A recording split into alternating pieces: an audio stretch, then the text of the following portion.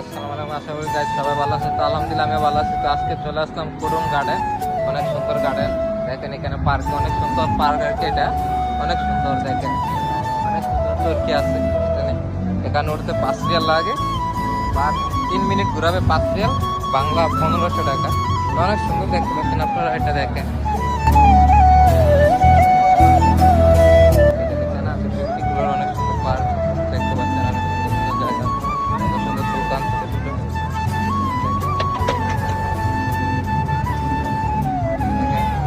আরো অনেক কিছু আছে, বিভিন্ন আইটেম। সুন্দর পার্ক এটা, কি বলবো, দেখার মতো। আর পায়ের সময় এখানে আসি, অনেক সুন্দর জায়গা। দেখেন ট্রেন আছে বাচ্চাদের,